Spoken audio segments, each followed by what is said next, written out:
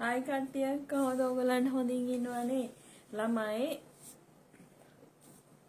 පොඩ දෙනෙක් මගෙන් Facebook එකට මැසේජ් කරලා අහලා තිබ්බා ස්වයං වින්දනයක් ලබන්න හුරු වෙච්ච පිරිමි කෙනෙක් නැවත වාරයක් බිරිඳ වෙතට තමන්ගේ ගර්ල්ෆ්‍රෙන්ඩ් වෙතට හරවගන්නේ කොහොමද කියලා ළමයි ඒ ගැන ගොඩාක් වීඩියෝස් තියෙනවා YouTube එකේ Google එකේ ලෝකෙ පිළිගත් තෙරපියස්ලා මනෝවිද්‍යාඥකවරු ડોක්ටර්ස්ලා කරලා තියෙන වීඩියෝස් තියෙනවා මමත් ඒගොල්ලන්ගෙන් බලලා තමයි මේ දැනුම ඔයගොල්ලන්ට මේ නොලෙජ් එක මම දෙන්නේ ඒගොල්ලන්ගෙන් බලලා මම ලබාගත් අයිඩියාස් ටික තමයි මම ඔයගොල්ලන්ට මේ දැන් කියන්නේ ඉතින් ඔයාගේ සැමියා එහෙම නැත්නම් ඔයාගේ පෙම්වතා ස්වයං වින්දනයක් ලබන්න හුරු වෙලා තියෙනවා නම් කාලයක් ඔයාගෙන් වින් වෙලා හිටපු නිසා ඔහු ඒකට පුරුදු වෙලා හුරු වෙලා තියෙනවා නම් ඔහුව නැවත වාරයක් ඔයාගේ පැත්තට හරව ගන්න කරන්න අපිට ක්‍රම ටිකක් තියෙනවා. ඔයාලා තවත් සර්ච් කරලා අර වීඩියෝස් බලන්න. මම දැනගත්ත මම හොයාගත්ත ටික තමයි මම මේ කියන්නේ.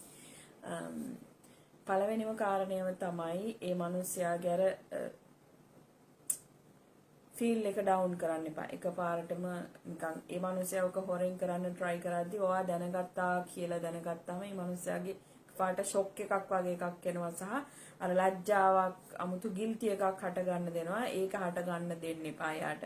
එතකොට යා එතනදී මානසිකව වැටෙන නිසා අපි ඒක කරන්න ඇත්තටම හොඳ නෑ. මේ වෙනකොටත් ඔයා ඒක දන්න කෙනෙක් නම් ඔයාට ඒක පාලනය ඒක නවත්ත ගන්න නම් ඕනි. ඔයාගේ පැත්තට හරව ගන්න නම් ඕනි.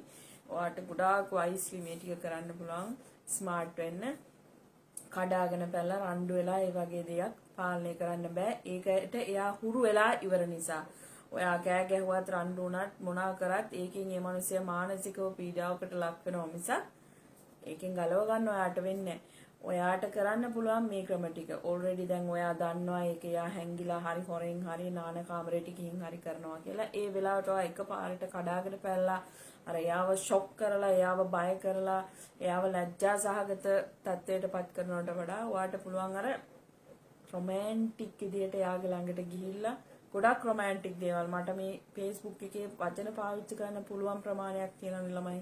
ඉතින් මම මේ රොමැන්ටික් කියලා කියන්නේ වචනයේ පරිසමාප්තියෙන්ම අරකට තමයි. ඒ දේවල් උපරිම ඔයා එයාට පෙන්නලා එයා තනියම නම් නාන කාමරේ ඉන්නේ. ඔයාටත් පුළුවන් just ඔක්කොම ටික උනා දැම්ම ටක් ගාලා බාත් รู ම් එකට ගියා. ඔයාට පුළුවන් එයාත් එක්ක join වෙන්න. It's your man, right? ඔයාගේ පිරිමියාගේ මහත්තයාගේ boyfriend so it's not a problem. ටක් ගාලා දැම්ම ඔයාට ගිහිල්ලා එයාත් එක්ක එකතු වෙන්න පුළුවන් join වෙන්න පුළුවන්. so ඔයාට ආදරණීය වචන වලින් කියන්න පුළුවන් අම්මෝ ඉතින් උඹ කාලෙකින්නේ මමත් ඉතින් මේක දැක්කේ නේ ඉන්නකො මං ඔයාට උදව් කරන්න වගේ ලස්සන වචන වලින් කතා කරලා ඔයාට පුළුවන් එයාට රොමැන්ටික් නිකන් ඇත්තටම සියුම් ෆීලින් එකක් දීලා ඔයාට පුළුවන් ඔයාගේ අත්වලින් මෙයාට ඒ කාර්යය කරගන්න උදව් කරන්න ඔයාට පුළුවන්. එතකොට එයා තනිවම ඒක කරගන්න හුරු වෙච්ච කෙනා ඔයාගේ උදව්වෙන් ඒක කරගන්න තැනට ඔයා ඕල්රෙඩි පත් කරගන්නවානේ. රොමැන්ටික් වෙන්න ඕන ඕකට. නිකන් බුම්බගෙන බකමූණ වගේ ඔවා කරන්න බෑ.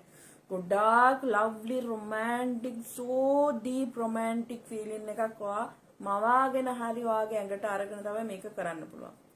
ඔයා ගිහින් ඔහුට උදව් කරන්න ඒක කරන්න. ඒතකොට එයා තනියෙන් ඒක කරගන්න පුරුදු වෙච්ච කෙනා ඔයාගේ උදව්වෙන් ඒක කරගන්න තැනට ඔයාපත් කරගන්නවා.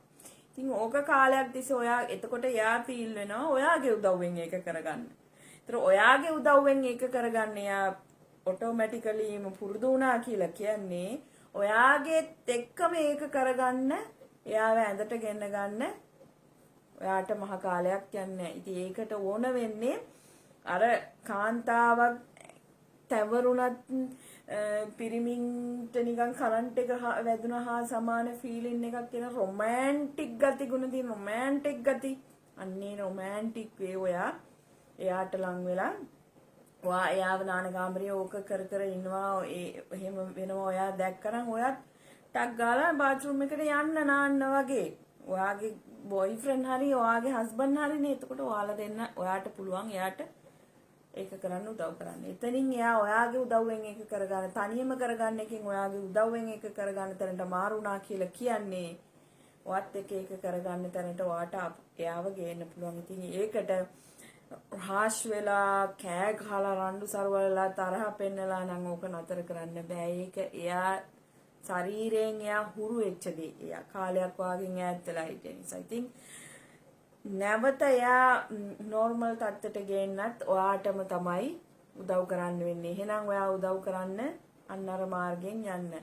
මේ ටිකෙන් ඔයා මේ කිව්ව ටික ඔයාට තේරුනේ නැත්තම් ඔයා සර්ච් කරලා බලන්න YouTube එකේ Google එකේ ගොඩක් පිටරටවල ඩොක්ටර්ස්ලා තෙරපිස්ලා මනෝවෛද්‍ය වරුන් ගොඩක් වැඩසටහන් ගැන කළා දාලා තියෙනවා. හොඳ වැදගත් YouTube channel තියෙනවා. ඒ වගේ ගිහින් වැඩි විස්තර වැඩි දේවල් වැඩි යමක් ඔයාට එකතු කරගෙන ඒ ක්‍රියාවන් ටික ඔයාට කරලා ඔයාගේ හබියාව නැවත ඔයාගේ පැත්තට හරව ගන්න පුළුවන්. So stay positive.